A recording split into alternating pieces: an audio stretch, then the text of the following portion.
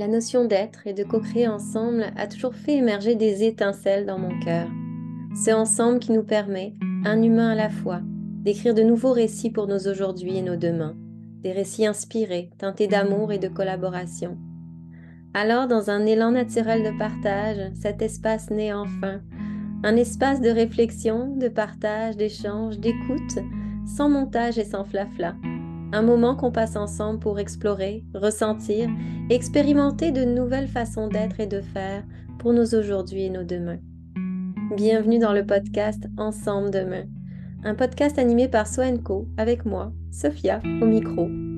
Un espace dédié à l'exploration de thématiques variées, d'idées, d'initiatives qui nous ouvrent le regard, celui qu'on porte sur soi, sur les autres et sur le monde.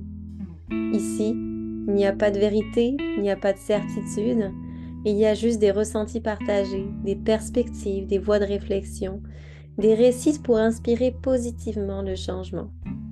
Parce que j'ai cette conviction profonde que c'est dans le ensemble, dans une démarche de connexion à la fois individuelle et collective, qu'on est en mesure de réimaginer le monde autrement. Un monde plus humain, plus juste, plus en santé, plus vivant.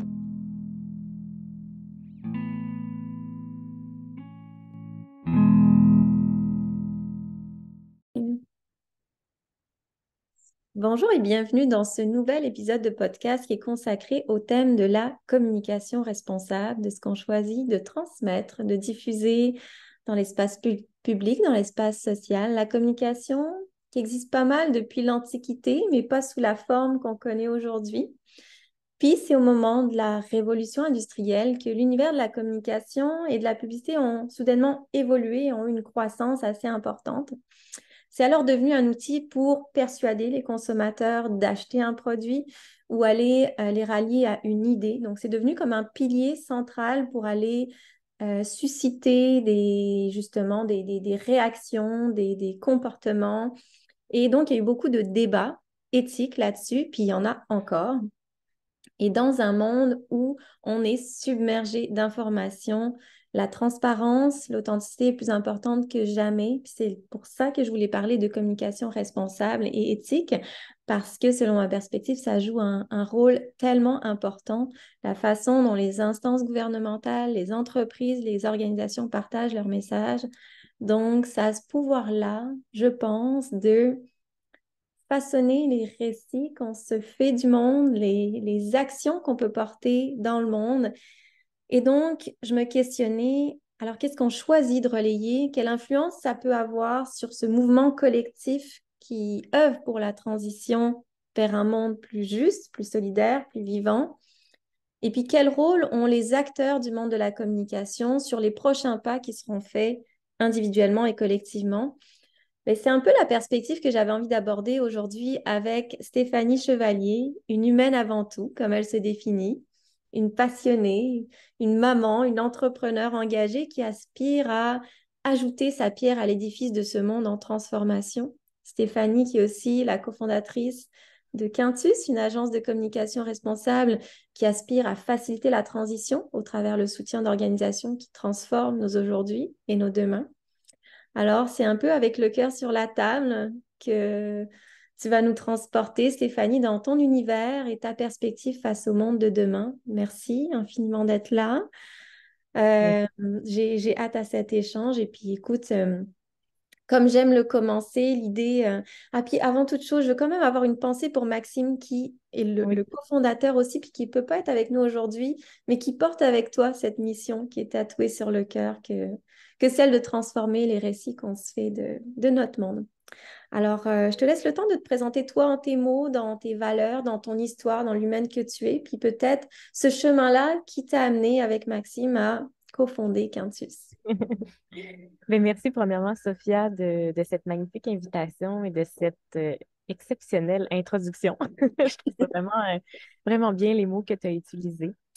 Ben, tu m'as bien dit, j'aime me définir comme humaine avant tout. C'est un peu comme mon mantra pour me rappeler que malgré tous les chapeaux, malgré tous les étiquettes, il faut pas oublier que, qu'on est des êtres humains, puis de revenir à la base et à l'essentiel. Et donc, mais malgré tout, je suis aussi, bon, cofondatrice de Quintus, donc Quintus qui existe depuis un peu plus de 9 ans maintenant, et maman d'un petit garçon de 2 ans et demi. Donc, ça aussi, ça change une vie quand même, et les priorités à titre et d'entrepreneur, et qui nécessite d'autant plus que je me souvienne à la fin de la journée que je suis humaine avant tout, parce que ça va très vite. Je comprends cette réalité. Oui. Ben en fait, c'est à l'université que j'ai rencontré Maxime dans un cours de publicité où finalement, les deux, je crois, on a été quand même, j'ai le mot choqué en tête, mais bon, c'est Hmm. peut-être un peu fort, mais qu'on a vraiment pris conscience du pouvoir du marketing, à la fois positivement, mais aussi négativement. Comme tu le disais, de susciter des réactions de consommation. Donc, veut aussi dire créer des besoins, potentiellement des faux besoins, de nourrir un système qui fonctionne pas bien dans le sens qui ne prend pas considération des limites planétaires et comment dire, les besoins humains pour être dans un apport juste et équitable. Et bref, moi, avant, avant cette prise de conscience, j'étais pas du tout, premièrement, dans le monde des communications responsables, et j'étais dans un tout autre domaine, celui du bien-être, de la beauté et des cosmétiques. Et j'étais vraiment passionnée par ce métier-là et je pensais continuer. Et puis finalement, ben, ça a été vraiment cette prise de conscience-là, premièrement environnementale, à savoir qu'est-ce qui se passe sur la planète concrètement, et liée à cette prise de conscience sur le pouvoir du marketing, où Maxime et moi, finalement, après plusieurs discussions enflammées et brainstorm créatifs, on s'est dit, ben, comment dire, avant ces brainstorms, on a quand même fait des recherches parce qu'on se disait, ben, quand on va intégrer une agence, on aimerait que ce soit une agence qui a des valeurs de développement durable et tout. Et c'est là, en fait, qu'on s'est rendu compte qu'au Québec, il n'y avait pas d'offre vraiment. Il y avait eu des agences, mais qui n'avaient pas survécu, ou bref, l'offre était très minime. Il Mhm. y avait des belles inspirations françaises qu'on a contactées pour connaître leur réalité, qu'est-ce qu'ils faisaient concrètement, etc. Puis certaines entreprises nous disaient que ça faisait à peu près 10 ans qu'ils œuvraient. Et donc, j'aime dire qu'à ce moment, j'ai fait un calcul très scientifique. Je me suis dit, bon, le Québec, habituellement, on est un petit peu en retard sur ce qui se passe en France. Ça fait 10 ans. Il me semble que ça doit être un bon timing pour lancer une agence de communication responsable. Et ça a été un peu, bon, je l'ai dit à la blague, c'est pas vraiment juste ça, mais on s'est dit, on pouvait pas œuvrer pour des entreprises qui, pour nous, ça faisait pas de sens. Je me voyais pas commencer à essayer de vendre, je nommerai aucune marque, mais des marques qui, pour moi, ne faisaient pas de sens. Et donc, on a aussi réalisé qu'il y avait beaucoup d'organisations, d'entrepreneurs qui offraient des solutions environnementales, sociales, qui avaient vraiment des beaux projets, mais souvent, leur problématique était la communication. Hmm. Et donc, avait de la difficulté à se faire connaître. Puis au final, ben, quand on est au début d'un projet entrepreneurial, souvent, en fait, tout le temps, on porte beaucoup de chapeaux.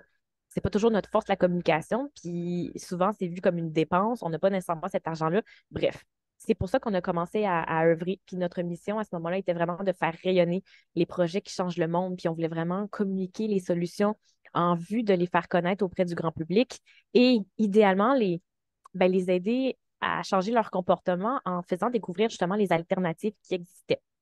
Et c'est comme ça qu'on a fait notre petit bout de chemin. On a, mon Dieu, exploré.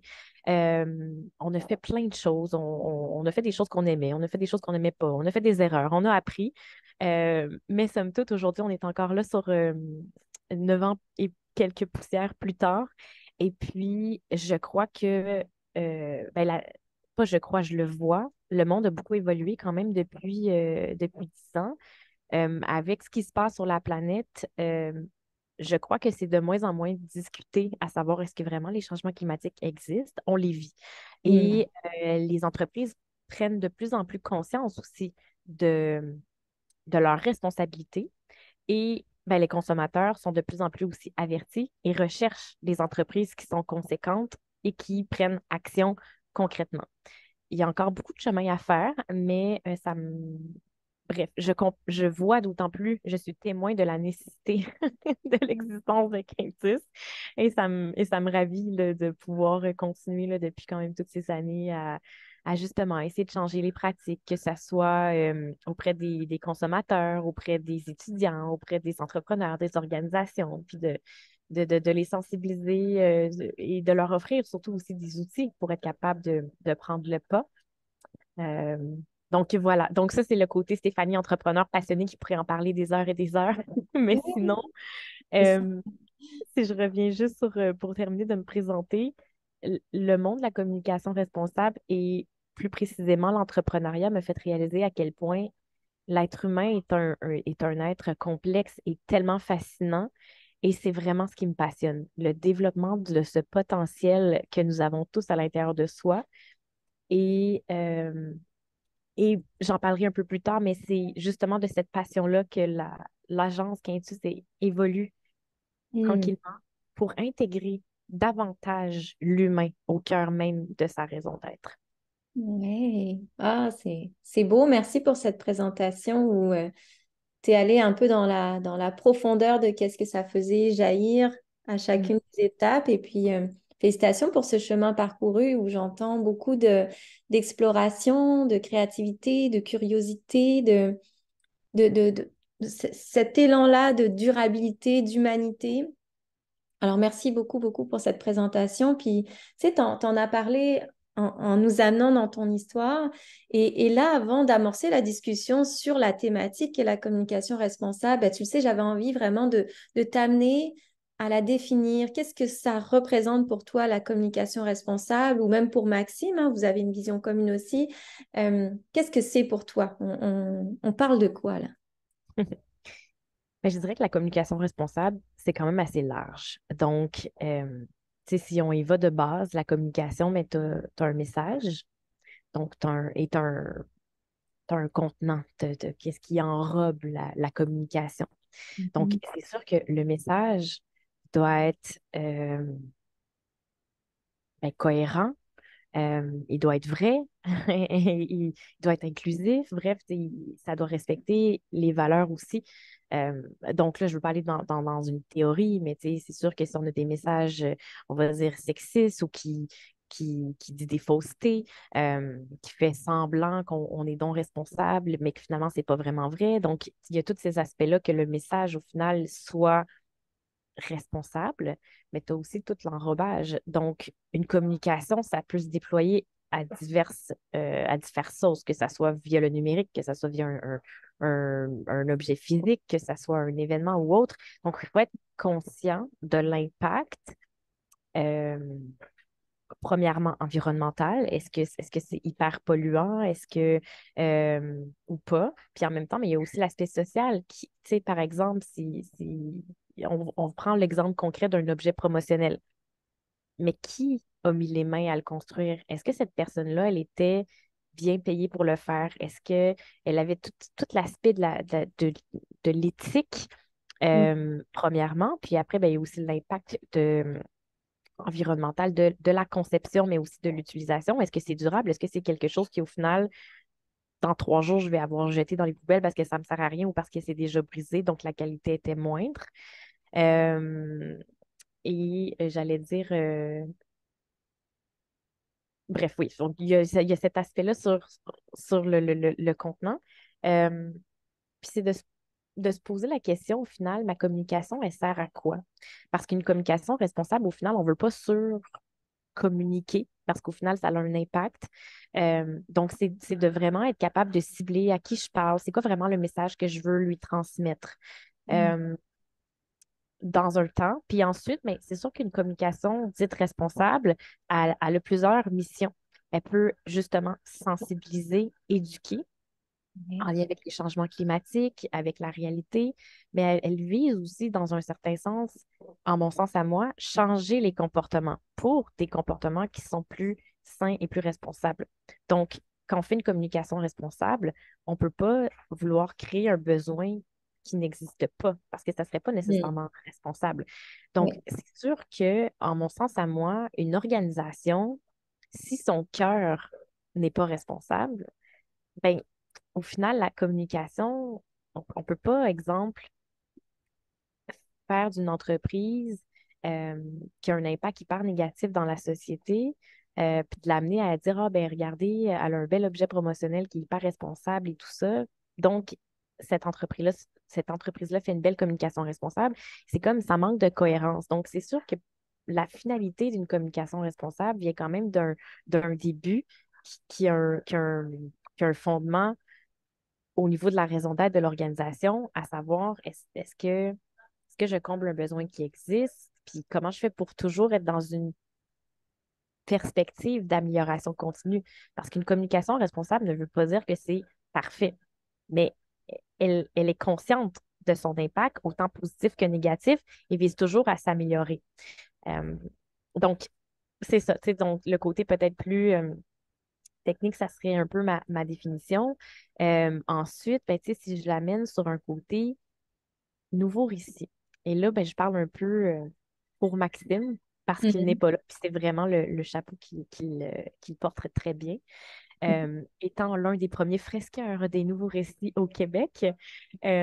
Juste pour expliquer rapidement, les fresques, c'est un mouvement français, donc il y a des fresques à toutes les sauces. Donc, ça a été connu surtout par rapport à la fresque du climat, qui vient, dans le fond, sensibiliser puis éduquer les gens sur qu'est-ce que les changements climatiques. Et bref, les fresques des nouveaux récits nous amènent à comprendre que présentement dans notre société, euh, il y a des récits qui sont véhiculés, qui sont très nocifs pour nous, pour l'humain et pour la planète, et qui amènent à la fois la compétition, la surconsommation, justement, tu sais, ce rêve américain où comment dire, notre bonheur, entre guillemets, dépend du niveau de consommation qu'on a, de notre statut social, etc. Et donc, tous ces récits négatifs-là nous amènent finalement à ne pas vraiment être heureux, dans un certain sens, à être un peu malade, tout comme la planète. Bref. Ceci dit, ce qui est intéressant dans ces fresques-là, c'est que ça nous démontre qu'au final, ben, on peut créer des récits positifs si c'est la voie qu'on choisit. Et ça nous amène aussi certaines clés. C'est-à-dire que si ensemble, en tant que société, on décide d'avoir un projet de société commun, qu'on veut changer le paradigme et qu'on est davantage dans une vision de coopération au lieu d'être en compétition, mais on peut créer ces nouveaux récits positifs-là. Et c'est vraiment ce que on met en place, je dirais, depuis le début avec Quintus, parce qu'au final, on a toujours aimé valoriser les histoires des gens avec qui on collaborait, mais on voit la nécessité d'autant plus de le faire parce qu'au final, ce qu'on est capable d'imaginer a beaucoup plus de chances de se réaliser et c'est de mettre pardon, c'est les récits qui sont pour moi des solutions, qui sont des projets, des opportunités de prendre action qui sont à notre portée, puis d'y croire et au-delà de simplement les imaginer, de voir comment on fait pour les matérialiser, les concrétiser dans notre société. Hmm. Donc, ouais, c'est comme un amalgame du côté, on va dire, plus formatif, formel là, de la définition versus de tout le potentiel que ça peut créer en termes de solidarité, si je pourrais dire, de positivité, parce qu'au final, avec ce qu'on vit, puis là, je parle même pas des changements climatiques, on vit quand même dans un monde qui s'accélère et qui crée beaucoup de pression, beaucoup de détresse psychologique avec la pandémie qu'on a vécue. On le voit, le niveau de la fragilité de la santé mentale des gens. Je pense qu'on est dans un contexte de vie où il y a des choses qui doivent changer pour la santé des gens, premièrement.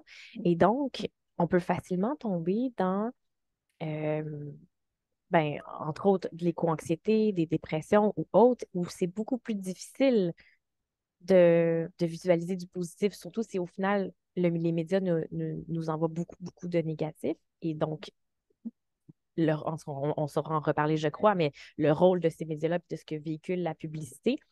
Et si au final, on utilisait tous ces médias-là qui sont à notre portée pour véhiculer qu'est-ce que pourrait être ce projet de société-là où tout le monde saura y trouver une place et dans un esprit où nous sommes tous différents, on a tous des forces et des faiblesses. Est-ce qu'on peut travailler en complémentarité sans penser qu'un est meilleur que l'autre, mais juste de profondément être conscient puis convaincu qu'on a tous notre place, qu'elle est nécessaire, notre place, en fait, donc notre action dans cet écosystème où on est tous liés pour finalement y arriver et que, et comment dire, et que tout le monde saura aller y trouver une parcelle de bonheur qui finalement est là parce que c'est à l'intérieur de nous.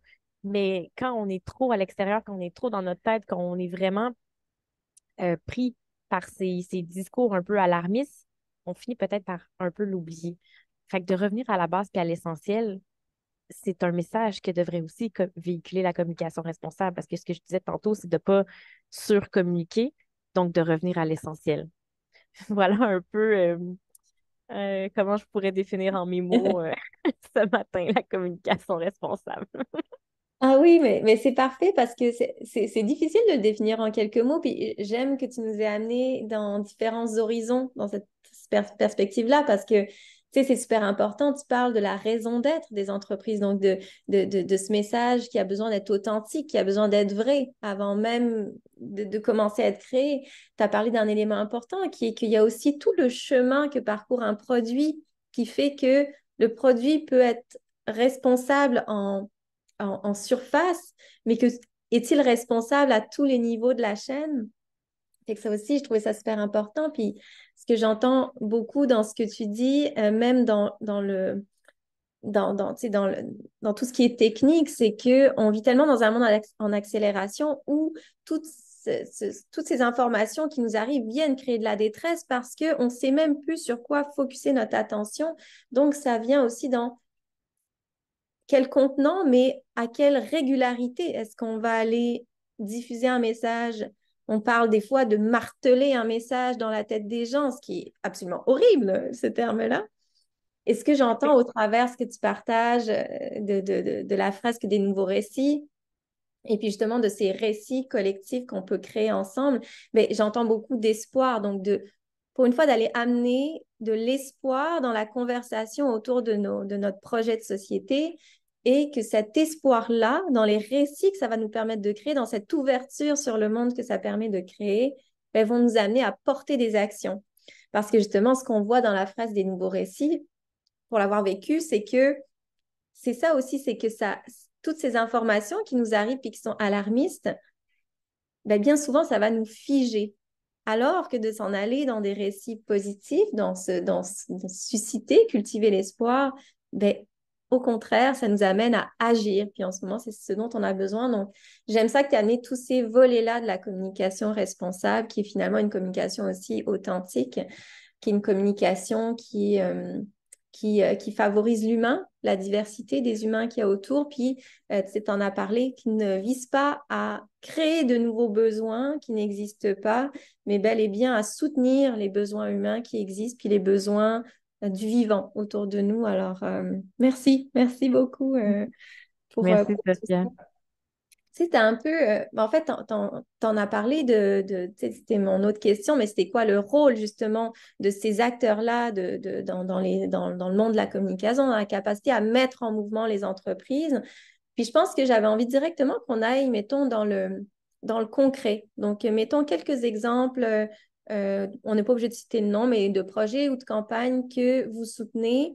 Qu'est-ce qui vous ont amené déjà à choisir de les soutenir? C'est quoi les questions que vous vous posez? Puis ça a été quoi les projets? Puis quels sont les impacts que vous avez pu peut-être ressentir au travers le concret de tout ça?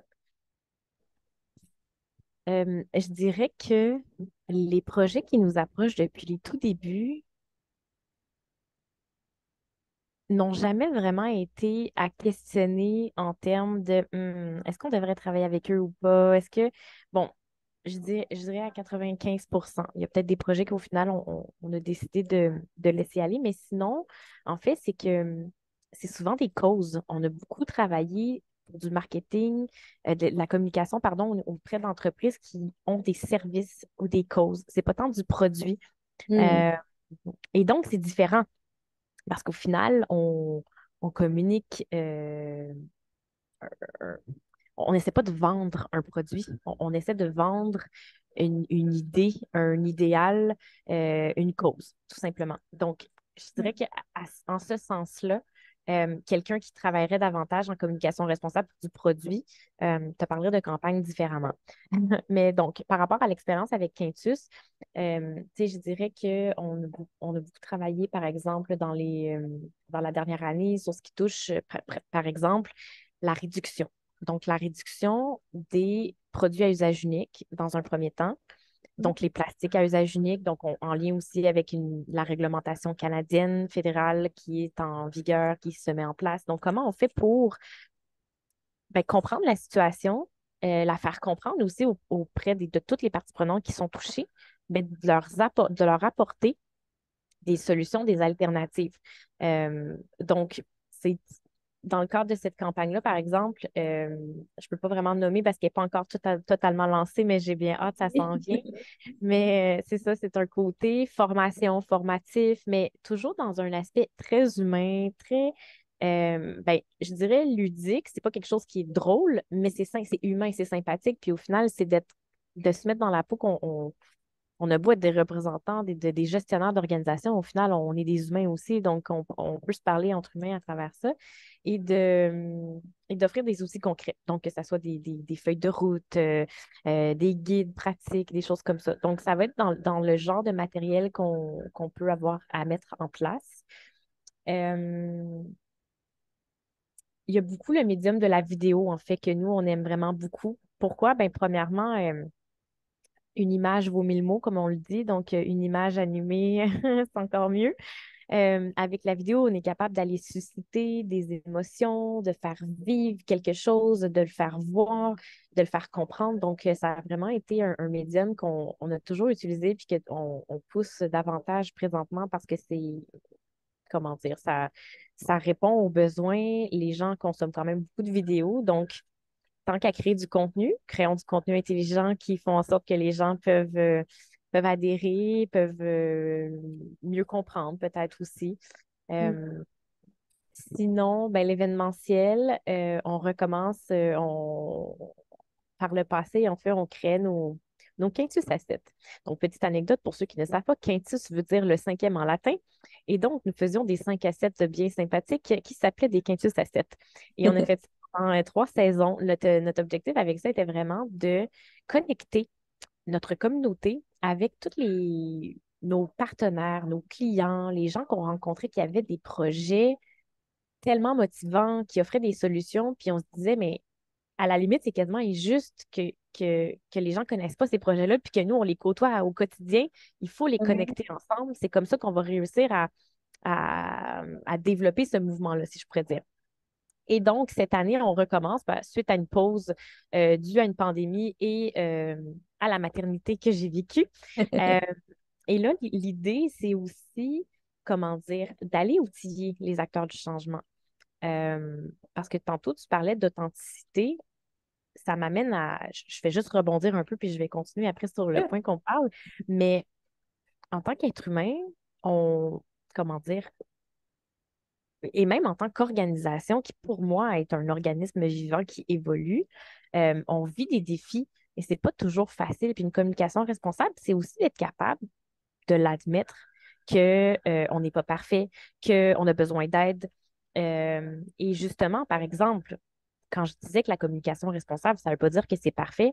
Ça se pourrait qu'une organisation aujourd'hui qui a un impact, on va dire, plus négatif dans la société, décide de se dire, ben moi, je veux changer, puis je mets un plan en place, puis je le mets en action, puis je vais communiquer dès que j'ai des jalons d'atteint pour être capable de communiquer, par exemple.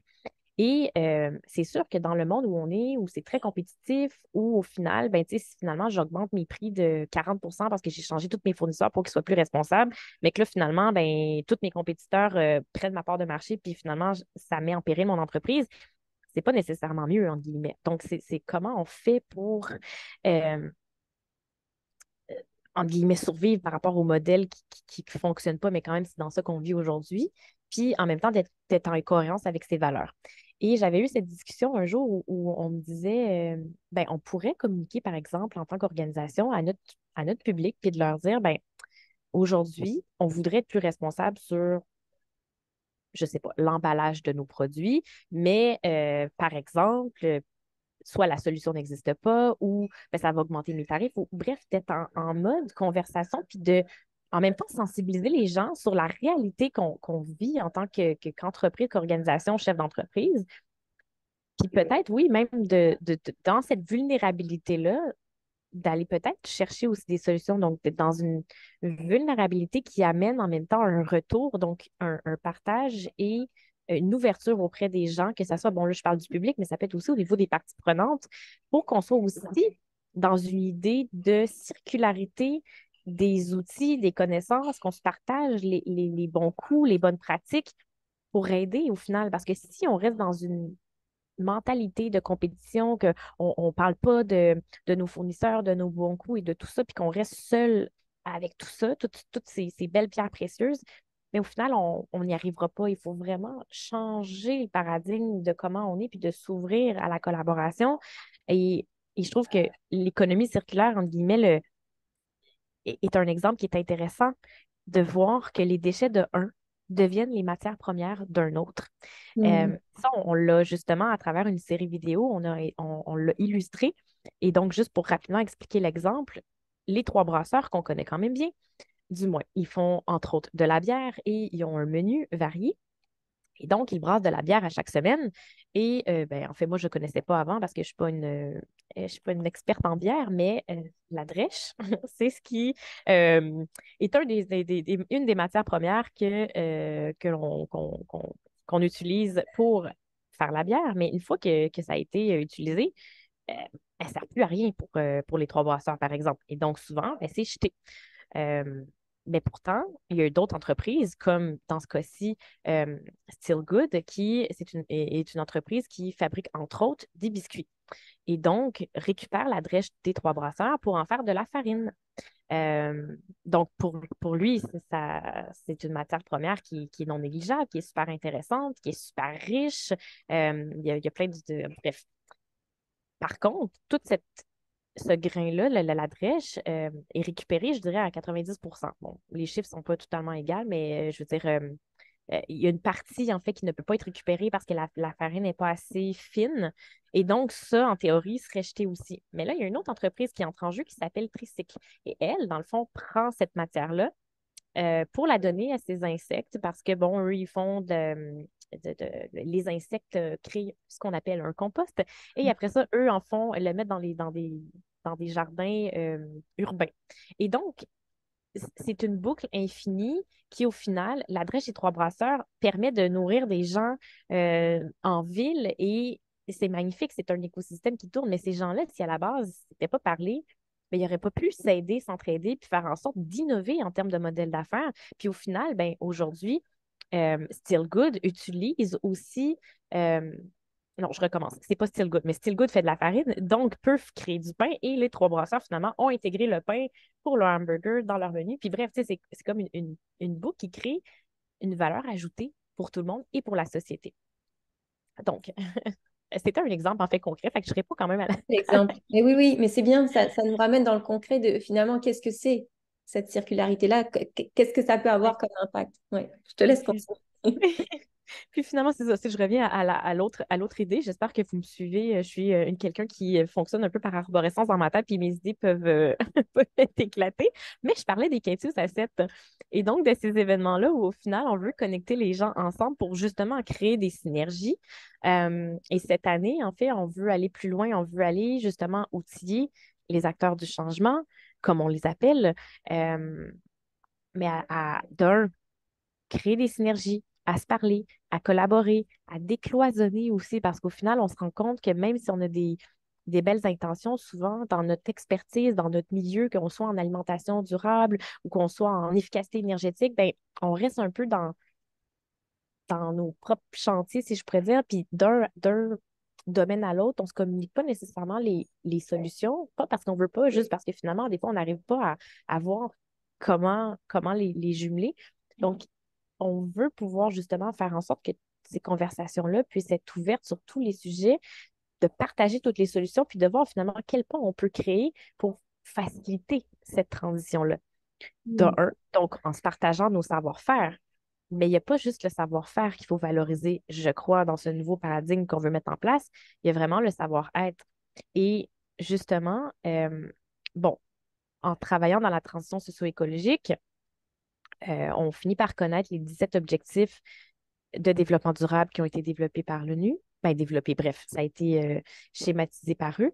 euh, et qui sont quand même des objectifs ambitieux, mais qui sont nécessaires pour justement réussir cette transition-là tant nécessaire.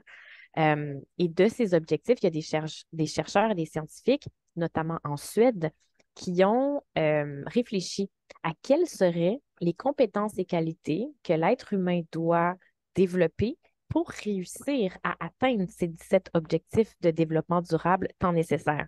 Et donc, dans ma propre quête humaine, où justement l'entrepreneuriat et la parentalité m'ont mis dans une quête de développement, à savoir à mieux me connaître, à développer un leadership peut-être plus inclusif, plus humain, etc. J'avais, on va dire très intuitivement, cette vision-là que c'était important de travailler sur soi, de favoriser, si je pourrais dire, une transition saine à l'intérieur de soi avant de vouloir la voir s'opérer à l'extérieur. Mais Mm. peut-être que pour certains, ça peut sonner un peu ésotérique.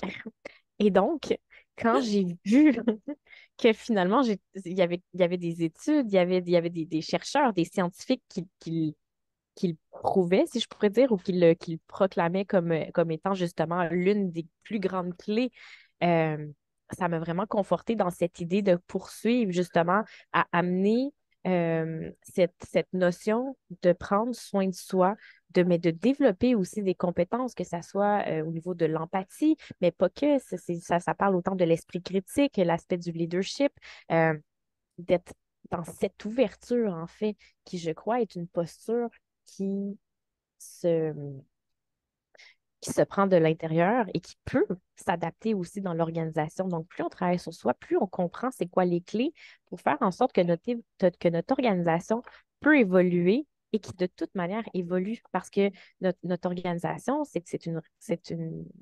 son cœur, c'est oui, une raison d'être, pourquoi elle existe, mais qui évolue en théorie et idéalement en pratique selon aussi l'environnement extérieur, les besoins de la société pour toujours répondre à quelque chose qui est concret et ne pas tomber dans justement essayer d'être opportuniste puis de créer des besoins pour finalement juste générer un profit. Je crois qu'on arrive plutôt dans des organisations oui, je crois qu'il faut quand même être capable de générer de l'argent pour pouvoir survivre. Mais si c'est ça le moteur, ça ne fonctionne pas. Ça prend quelque chose qui est plus grand.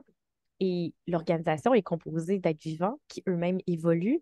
Euh, Puis si je reviens un petit peu sur la communication responsable, je l'ai beaucoup parlé dans un aspect externe, mais à l'interne, c'est tellement important de commencer à incarner une communication responsable à l'interne, si ce n'est que d'être à l'écoute de ces employés qui sont aussi des humains qui ont des réalités, qui ont potentiellement des familles, des enjeux, qui ont la vie, ça tourne. Donc, on peut être dans des bonnes passes, dans des mauvaises passes, mais de prendre une posture empathique, humaine, ouverte, puis oui, d'avoir des objectifs, mais d'être capable aussi d'être conciliant, puis d'être dans l'écoute, c'est un échange, et de rendre en fait le pouvoir à ces employés-là pour qu'ils puissent se déployer, se développer, de se sentir valorisés, de se sentir qu'ils sont à leur place et que si eux-mêmes sont valorisés dans leur propre quête de vie humaine, ben, ils vont être d'autant plus enclins, je crois, à être au service de la mission de l'organisation, puis d'en être des ambassadeurs. Et c'est, comment dire,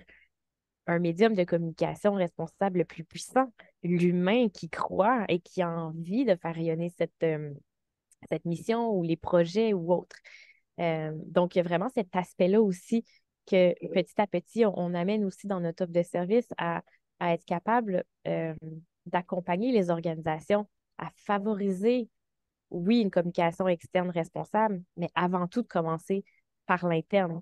Parce que aussi, communication responsable est quand même assez étroitement liée avec une démarche de responsabilité sociale et environnementale des organisations.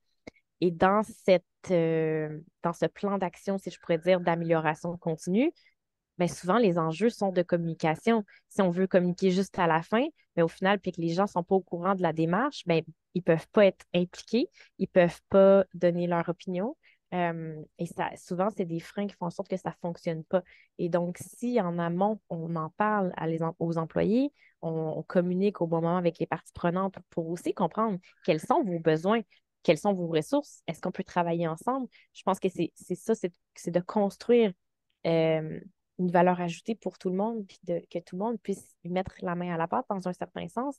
Et puis ensuite, oui, de communiquer à l'extérieur auprès de notre communauté pour aussi, dans cette même idée de les inclure dans la démarche. Mais c'est vraiment comme, c'est un système complexe organique qui vit, qui grandit, qui se modifie, puis il faut comme développer une certaine sensibilité pour rester fluide à travers ça. Bref.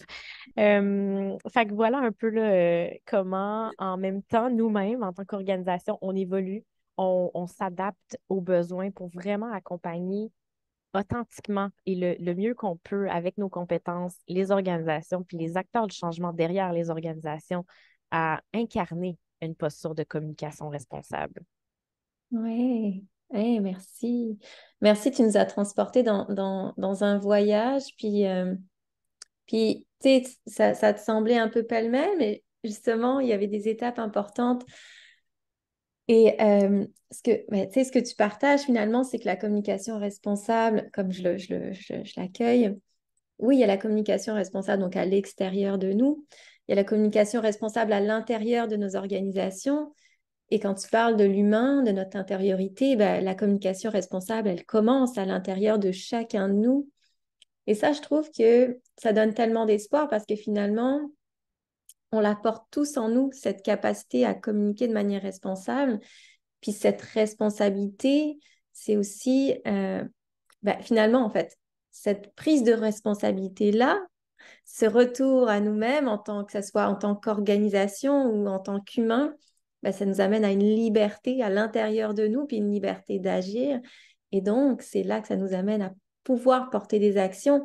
Et tu sais, même quand tu parlais de toute la circularité, j'entends beaucoup toute la dynamique de permaculture là-dedans, où ça va servir à différents niveaux. Il va y avoir comme un cercle vertueux qui se crée où finalement, il n'y a rien qui se perd et même encore, comme tu le disais tantôt, puis tu l'illustrais, il y a des nouvelles choses qui se dessinent, qui se créent à partir de ce qu'on pensait être des déchets, ce qu'on pensait être inutilisable. Euh, et puis, bon, puis, parce que là, je rebondis un peu sur ce que j'ai capté au fil de ton partage, mais tu t'en parles même au niveau de ce que vous organisez, donc les quintus à 7 qui se transforment eux aussi. Ben, il y a ce ensemble que j'amène dans le podcast, puis que se rallier ensemble pour sortir de nos petites boîtes à nous, de nos chantiers à nous, et se dire, ah, mais comment ce volet-là de l'éducation, comment on peut faire un lien avec l'alimentation, comment on peut faire un lien avec la santé, comment tout peut se relier parce que finalement, tout est relié. Et en tant qu'acteur de changement, tu l'as bien nommé, je ne sais plus comment tu l'as dit, mais je pense que parfois, on se sent seul à porter nos causes, Mhm. puis que ne serait-ce que d'être en contact avec des gens qui en portent eux aussi, qui rencontrent les mêmes défis, de d'amener nos rêves à se parler, ben, ça peut créer quelque chose. Alors, tu nous ramènes dans cette importance de collaborer, de se relier, de se rallier. Et finalement, la communication responsable peut être un outil, une manière de nous amener dans cette dynamique-là de collaboration qui sera bénéfique pour nos organisations, pour la société et pour la façon peut-être dont on perçoit le monde aussi, dont on conçoit notre rapport au monde, un rapport sensible. Hein. Tu as nommé la sensibilité là-dedans. Et ben, là, tu es passé tellement au travers de beaucoup de choses que j'avais envie d'explorer avec toi que j'irai dans la finale. Puis la finale, pour moi, c'est toujours justement en lien avec les récits parce que ben, on se conte des histoires, on a cette caractéristique-là qui est humaine, puis qui nous a suivis au fil du temps. Et que ces récits-là, tu sais, on l'a dit, on le partage, cette vision commune, qu'ils peuvent transformer nos aujourd'hui, nos demain. J'avais envie de t'entendre, toi, sur ton rêve pour demain, ton utopie réaliste, ton récit du monde de demain. Puis je demande souvent, c'est qu'est-ce que tu ressens? Qu'est-ce que tu vois quand tu regardes par la fenêtre? Il ressemble à quoi le monde selon ton rêve à toi? C'est une bonne question. Euh, je dirais que quand je regarde la fenêtre à l'extérieur, je pense principalement à mon petit garçon qui aujourd'hui a 2 ans et demi. Il va continuer à grandir. J'espère que la société de demain va valoriser euh, la créativité, va valoriser l'art, va valoriser le ensemble, le différent, le vivant, en fait. Je Mm. veux pouvoir apprendre par la nature à l'extérieur, mettre les mains à la vie, euh, apprendre, puis d'échouer aussi, mais de comprendre que ça fait partie de la vie, puis que c'est correct, puis qu'il est accompagné, qu'il n'est pas tout seul là-dedans, puis qu'on l'accompagne, puis qu'on le juge pas, qu'on est là pour y tenir la main, euh, mais qui deviennent aussi autonomes, qui dépendent pas de ma main, mais qui sachent qu'elle va toujours être là. Mm. Euh, D'être dans une société où il y a moins de béton, il y a moins d'asphalte, d'auto, de bruit. Euh, Tu sais, c'est fou parce qu'au final, tu sais, justement, on travaille en communication, je suis derrière un ordinateur beaucoup trop à mon goût. On a déménagé en région pour justement être davantage connecté avec la nature. Et puis, c'est fou à quel point que je le ressens dès que j'ai un trop-plein, sortir à l'extérieur, respirer, ça fait tellement bien. Et quand je vois des mouvements qui enseignent la méditation, la pleine conscience aux jeunes, je me dis, wow, tu sais, c'est ça, je crois, que de revenir à l'humain, à, comment dire, l'humain, pour moi, ça veut dire qu'on est des êtres vivants qui respirent, qui est dépendant de son environnement. Puis pour moi, la planète, c'est notre maison. Quand moi, je suis à ma maison, j'en fais attention, je fais attention à mon environnement, puis je suis pas en train de jeter des déchets partout, puis de ne pas considérer.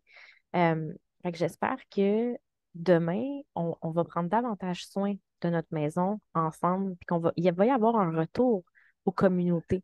Parce que, mon Dieu, quand j'entends la citation que ça prend un village pour élever un enfant, je le comprends vraiment aujourd'hui. Mm. Et ces valeurs de communauté, je trouve ça tellement riche dans le partage des ressources, le partage du temps, des responsabilités, euh, pour qu'on puisse vivre. Parce que là, au final, on court, on court, on court, on travaille, on travaille, on travaille pour cumuler des biens qu'on n'utilise même pas parce que finalement, on continue à travailler pour les payer, puis on se rend compte que finalement, nos enfants sont rendus, ils ont 18 ans, sont rendus ailleurs, puis on n'a pas vécu. J'ai pas envie de ça. Je veux pouvoir vivre le plus possible de moments avec mon fils. Puis s'il y aura d'autres enfants, il y aura d'autres enfants. Mais justement, je veux pouvoir me permettre l'espace de pouvoir me dire que en tant qu'entrepreneur, je peux ralentir, je peux avoir un rythme de vie qui me permet de me sentir vivante, puis de prendre ce temps-là pour me sentir vivante, puis de pas juste être un robot, une machine qui produit, qui produit, qui produit. Donc, c'est sûr que c'est à contre-courant de ralentir présentement. Mais je pense que c'est un mouvement qui prend de l'ampleur et j'espère que ça deviendra une certaine norme. Fait que l'image que je vois, si on prend tous les petits bouts des choses que j'ai dit, c'est vraiment une société où la nature a repris, j'allais dire le piédestal, mais qu'on valorise cette nature-là, qu'on en prenne soin, qu'on la mette présente partout, euh, qu'on ne dépende pas ailleurs pour être capable d'être autonome. Donc, qu'on puisse avoir nos propres jardins, notre propre autonomie alimentaire, énergétique, que nos jeunes s'ils soient créatifs, qu'ils puissent être qui ils ont envie d'être et non pas que dès 10 ans, on leur demande qu'est-ce que tu veux faire plus tard comme travail, que ça soit plus une question, qu'on valorise plus les gens selon leur titre, mais peut-être même sur la qualité de la générosité à titre d'humain qu'ils sont. Euh, Ouais, de valoriser davantage l'intelligence émotionnelle, l'intelligence du corps, l'intelligence autre que juste mentale. Parce qu'au final, notre mental, il va vite, puis il nous rend prisonniers parfois d'illusions qui n'existent pas vraiment. Euh, et qu'on déconnecte un peu de nos écrans, de nos téléphones. Et c'est tout un défi même pour moi parce que je constate que je suis beaucoup trop sur ces petites applications dites intelligentes, mais beaucoup trop intelligentes qui nous rendent dépendants. Et ouais, c'est ça, qu'on revienne à une certaine simplicité, parce qu'au final, c'est dans la simplicité qu'on est heureux. Tu sais, si on pense à ces histoires qui nous marquent, euh, qu'on se raconte quand on est en famille, mais c'est ces moments au bord du feu, simples, à la plage, ces moments où au final, on était dans le ensemble, simplement, à partager un repas, à partager un jeu de société. Finalement, c'est simple. C'est simple comment dire, on se donne la chance de.